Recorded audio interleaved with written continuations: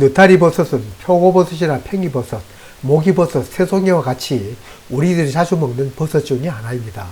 워낙 내기 쉽고 많이 나오니 표고보다도 값은 싸지만 맛은 오히려 더 좋다는 사람이 많습니다. 저도 그 중에 한 사람입니다. 표고는 그 배지가 참나물의 원목이나 톱밥으로 한정되지만 느타리버섯은 그 배지로 쓸 수 있는 나무나 재료의 폭이 훨 넓고 같은 크기에서 생산되는 양이 엄청 많습니다. 시골은 물론이고 도시 심지어 아파트에 살고 있더라도 눈만 잘 살피면 그 재료를 쉽게 구할 수 있고 기를 장소도 버섯 재배 원리만 잘 알면 얼마든지 찾을 수 있습니다. 본 손바닥 채널은 원리와 이치를 먼저 찾는 채널이므로 이 영상도 느타리 재배 원리에 맞추어 영상을 올리겠습니다. 언제나 얘기 드린 것처럼 원리만 제대로 이해하면 재료나 장소, 방법도 여건에 맞춰 응용할 수 있기 때문입니다. 이 버섯을 한 번도 재배해보지 않는 분들을 위하여 잠깐 말씀드리면 굵은 원목은 토막치기로 그보다 가는 가지는 표고 원목 재배처럼 구멍을 뚫고 성형 재배로 그보다 더 가늘고 작은 것은 배지 재배로 생산합니다. 방법마다 장단점은 있습니다. 토막 재배, 성형 재배는 단단한 원목에 재배하니 곰팡이 같은 잡균 침입이 덜하고 배양됨이 3년은 수확할 수 있으나 배양 시간이 깁니다. 지피나 톱밥, 폐솜 등을 이용하여 배지로 재배하면 재료 구입이 쉽고 배양 시간이 짧으며 단시간에 한꺼번에 많은 수확을 할 수 있으나 수확 기간이 아주 짧습니다. 단단한 원목이 아니고 배지가 부드러우니 종균이 빨리 퍼져 배양이 빠른 것은 버섯뿐만 아니라 푸른 곰팡이 등 작균도 다 같이 유리하기 때문에 살균을 하지 않고 종균을 접종하면 곰팡이가 먼저 점령하기가 쉽습니다. 그래서 일반 가정에서는 하기 어렵고 대신 전문 재배사를 두고 하는 곳에서는 살균한 배지를 무균실에서 접종하여 병재배, 상자재배 또는 모판에 모종가 구듯 균상 재배를 합니다. 푸른 곰팡이 침입만 차단하면 이 방법이 재료를 구하기도 가장 쉽고 종균 접종 후에 오랜 시간 배양할 필요도 없고 이른 봄에 접종하면 한 달 후에 버섯을 볼 수 있습니다. 반면에 원목 재배는 봄에 접종하면 몇 달 배양하여 그해 가을에 버섯이 납니다. 일반 가정에서는 이 방법으로 버섯을 재배 못하는 것도 아닙니다. 곰팡이가 번성하기 전 이른 봄에 짚을 짧게 썰어 소주 끓이듯 가마솥에 푹 삶아 멸균을 한 다음에 종균을 섞어 화분이나 그릇 또 상자에 꼭꼭 밟아 비닐로 덮어 습도를 유지하면 배양만 잘 되고 버섯이 날 환경만 조성해주면 엄청나게 수확을 할 수 있습니다. 이번 올릴 영상에는 이런 수고가 없이도 비교적 쉽게 재료를 구하고 쉽게 배양하는 방법을 안내하고자 합니다. 여기에서 중점적으로 소개하는 방법은 건강원에서 나오는 칡찌꺼기를 이용한 상자 재배 방법입니다. 아, 이건 누가 몰라. 이미 많이 하고 있어. 네, 맞습니다. 그러나 손바닥 채널은 원리를 공부하는 채널이기 때문에 이 영상을 올립니다. 앞에 일간 여러 방법보다 이 방법이 가장 쉽고 또 가장 빠르게 엄청난 수확을 할 수 있기 때문입니다. 첫째, 재료를 구하기가 의외로 생각보다 쉽습니다. 생각 외로 칡을 많이 캐고 가공하는 것 같습니다. 즙을 짜고 남은 칡찌꺼기는 주위 건강원에 전화로 문의해보면 그리 어렵지 않게 구할 수 있습니다. 그리고 이 찌꺼기 그냥 버리고 잘해야 걸음으로 씁니다. 그냥 얻을 수 있는데 나중에 버섯 나오면 조금 나누어 드리면 인정도 돈독해질 것입니다. 한 번 나오는 양도 적지 않습니다. 반 가만히 조금 못 될 정도입니다. 욕심 안 부린다면 한 번만 얻어도 그에는 느타리 버섯 흔하게 먹을 수 있습니다. 두 번째로는 이게 왜 좋으냐? 바로 고온에 즙을 짠 찌꺼기이니 이미 멸균이 잘 된 것입니다. 물론 멸균되어도 기온이 높으면 금방 푸른 곰팡이가 먼저 점령할 수 있으니 실내 배양이 가능하면 겨울철, 그렇지 않으면 2, 3월에 나오는 걸 얻습니다. 그것도 찌꺼기가 나오는 대로 바로 거두어 잡균이 못 들어가도록 비닐봉지에 밀봉하였다가 종균이 준비되면 꺼내 접종합니다. 미생물 세계에서는 먼저 선점하는 것이 유리하고 우점하는 것이 이깁니다. 만일 오래된 것이나 날이 따뜻하여 곰팡이가 썰었거나 침입하였을 우려가 있으면 빨래 삶는 통에 다시 담아 물교를 할 수도 있습니다.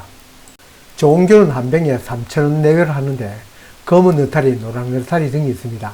인터넷에 주문하면 되는데 한 대 내린 찌꺼기 같으면 대여섯 통 정도. 물론 많이 넣으면 배양도 쉽고 그 기간도 짧습니다.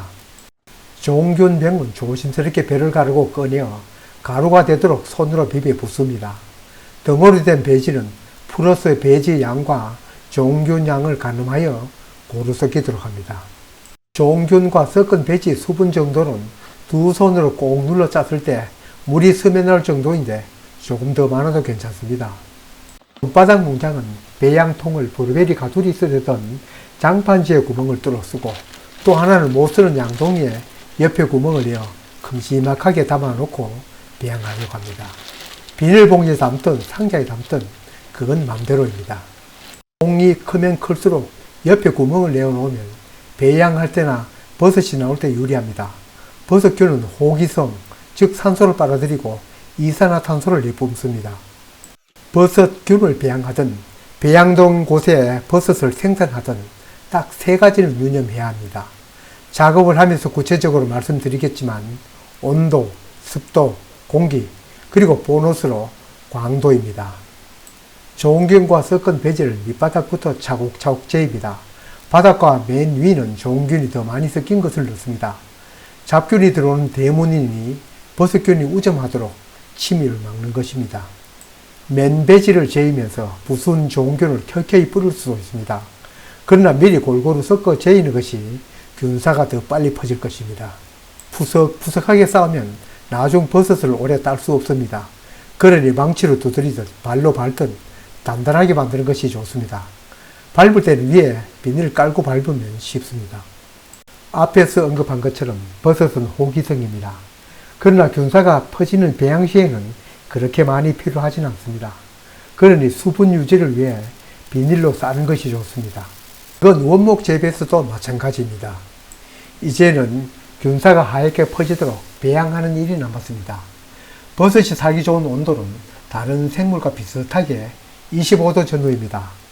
흑느타리보다 노랑느타리가 배양 및 발생 온도가 조금 더 높다고 합니다.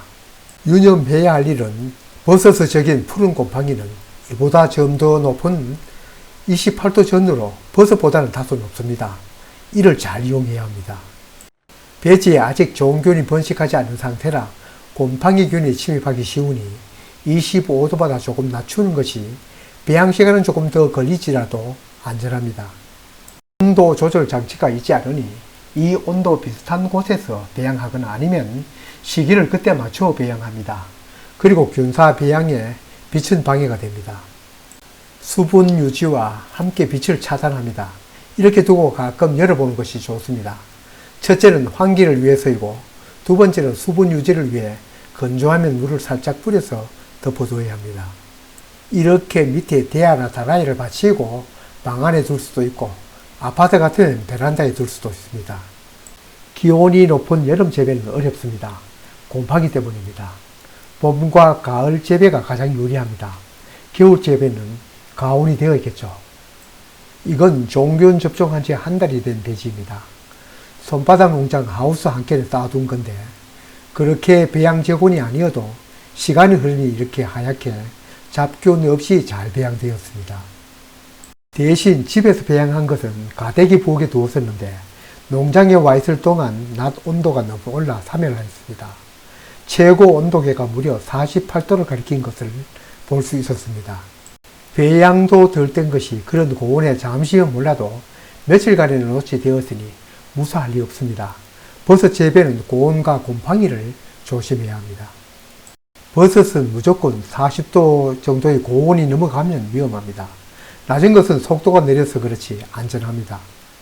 이제는 버섯을 발생시켜야겠습니다. 앞에서 버섯은 호기성이라 하였습니다. 이제는 비닐을 아래로 까내리고 물도 주고 어느 정도 빛도 보이게 합니다. 발생 시작한 지 7일째 작은 통부터 버섯이 올라오기 시작합니다. 장판지와 페인트통에 담아 기르니 이색적입니다. 옆에 뚫어놓은 구멍으로도 버섯이 몽글몽글 피어오릅니다. 손가락이 겨우 들어갈 구멍이지만 나중 버섯은 머리통만한 것을 딸 수 있습니다. 부직포를 덮어놓고 그 위에 관수를 합니다. 직접 해도 되지만 위에 물이 많이 남아있으면 상할 수도 있고 습도를 오래 유지하려면 콩나물 시루 덮듯이 젖은 부직포를 덮어두는 것이 유리합니다. 젖은 부직포도 물론 마르겠죠. 틈나면 물을 줍니다. 느타리 버섯 표고보다 수확량은 많지만 수분 온도가 맞아야 제대로 발생됩니다. 마르지 않게 하는 것이 관건입니다. 4월 1일 종균 접종한 지는 한 달 보름, 발생 작업 들어간 지 10일, 이렇게 자랐습니다. 같은 시기에 접종을 해도 이렇게 시차가 납니다. 배양통의 크기와 단단하기가 영향을 미친 것 같습니다. 충분히 자란 통부터 수확이 들어갑니다. 시장에 파는 버섯은 몽글몽글 피어오르는 것을 팔지만 실상은 이렇게 충분히 자란 것이 식감도 좋고 향기도 더 강합니다. 끝나면 자라다가 말라 죽은 놈 등 찌꺼기는 깨끗이 청소하고 수분을 보충한 다음에 비닐을 다시 덮어 배양에 들어갑니다. 한 일주일 이렇게 두고 버섯균이 다시 정신을 차리면 새로 발생될 것입니다. 몇 차례까지 발생하느냐고요? 칡찌꺼기로 느타리 버섯 발생은 처음입니다. 그러나 큰 통에 단단하게 다져 배양하였으니 4차까지는 발생하지 싶습니다.